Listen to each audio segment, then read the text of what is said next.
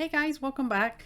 So the pictures I put at the beginning of this video, you see, just simple, same way I've done many other things I fermented in honey, like my garlic is a staple that I keep going all the time with jalapeno peppers. You know, you can remove the seeds. You know, if you keep the seeds, it's hotter. You can do it. I usually remove about half of the seeds. I keep half, the half that I take out. You can plant those over again or what, or just, you know, whatever. I say don't waste anything. And it is just hotter with the seeds like anything else. Same thing you always do is, you know, you chop them up to the desired, you know, size that you want, and then you cover them with honey. Now, I encourage everybody to use raw, real, especially local honey if you can. If most store-bought honey is going to have some type of water, I just personally do not recommend using any store-bought, not real kind of honey to ferment anything. You're not going to get the same results or the benefits, and I cannot guarantee that that's something that's going to keep the same way that raw honey will. And of course the benefits. Just cover it. You cover it, chop it up, put it in your jar, cover it with honey. I usually stir it around a little bit and make sure, and they're going to float up, you know, some. Just make sure it's covered. You're going to do it the same way you do like your garlic or anything else. You know, you're going to give it a shake every day, and the same thing, you're going to have to open this and gas this off as it's going, because it's fermenting, so it's going to get, you know, air and stuff in there, and then you'll see, you know, it's going to get more liquidy as time goes. You let it ferment. Some people, like anything else, some people strain it out and take out the solids. I personally do not. I just leave them in there, and you can put them any size jar you want as long as they're covered. And as it goes, just give yourself enough head space, because it's going to increase as it pulls the fluids and, you know, everything out of the peppers, and the honey gets thinner. I just happen to make 2 small jars because I'm going to give one to my oldest kiddo to go put in her house. So we just keep this going. Super easy. Again, these are all the things that we should make in when all these things are growing, and keep going, because it'll take a couple weeks for it to ferment, and then they're usually good and shelf stable. Usually this isn't going to last long enough around for it to be technically go bad. But you know, honey, and make sure your jalapenos are good and dry. You don't want to introduce a bunch of water or something in here after you wash them off.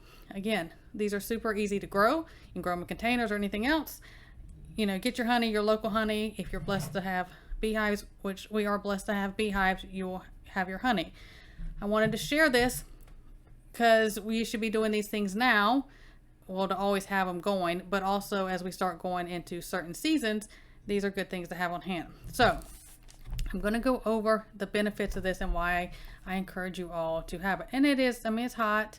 You know, you can add it to things. You can add it to a tea. You can add it to, you know, food. You can add different things, or you can just take a teaspoon of that honey liquid part in there and take it down if you need it for certain benefits. So there's a component, it's actually called capsaicin, that is in jalapenos. That's just to let you know the technical part of it if you want to look into that. But you know, there's strong properties that come with jalapenos and with honey, and when you mix them together, same with the garlic, and you ferment it, it just doubles those benefits. So one of them is, it's a big big C. If y'all know what that is, you've been with me. I can't go into that. Excuse me, something's tickling my throat. The allergies are awful, but I can't go into that. But it helps that. Also, any antiviral, colds, you know, flus, and even allergies, sinus congestion, because it's hot, it's going to help drain all of that.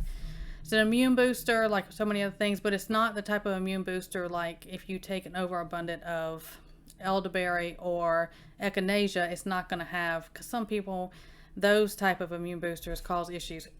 Sorry, it may be because I opened those a while ago. That's how hot it is. But it's good for you, right? Also, for your metabolism, it does help boost your metabolism in different ways, which is always good. Again, these are different type of things you can just incorporate into your lifestyle, your diet, just rotate it in somewhat regular fashion into it, and it's already doing what it's supposed to be doing instead of just when you need it. And then if it's a situation you're sick, you got something going on, you want to incorporate, you can take more of that. It is a big anti-inflammatory, which equals, it means it's going to be a natural pain reliever. because most of the pain and different things people experience usually comes from some type of inflammation in the body for whatever reason, whether it's an illness, whether it's diet related, whether it's an injury, whatever. Anti-inflammatory helps that. It is good for your liver, and people who have liver damage, sluggish livers and everything. It's going to help with that. Antibacterial, different things if you have something going on. Now, I'm not saying only use that if you have something bacterial. You do what's best for you. Several things I talk about. Garlic's a big one. Oregano, different things for bacterial. This is another one you want to add to that. If you have something bacterial going on, you want to add that into it. And even the raw honey is super big in antioxidants. I talk all the time about oxidative stress and having, oxidation and having antioxidants and the benefits that does. GI health, people always think, I can't have that because they think hot things with their stomach. Oh, it gives me heartburn, different things. But actually, a lot of different peppers, cayenne's one also, it actually helps with a lot of GI issues. Having jalapenos can actually help prevent stomach ulcers, because most stomach ulcers are caused by H. pylori, and this is something else that honey and jalapenos can help that and get rid of it. Now, if you have some open bleeding ulcer, like a ruptured ulcer, I'm not going to recommend that. That's past the point of what this is. Same thing with when I recommend apple cider vinegar for gut health and H. pylori and preventing things that use your best judgment and common sense on that, but that's what it is. Now, of course, I use the the fruit of it, the raw of it, and not the powder. You can, if you want to use jalapeno, people do. If you do something that's in a powdered form, you need to be careful, and the inhalants or whatever, and the different things. I just feel like doing it this way is better. I just do, and unless you make your own powder, because there's always like anti-caking agent, there's different things they can put in there. But it's something, here we are, middle of summer, but those should be growing.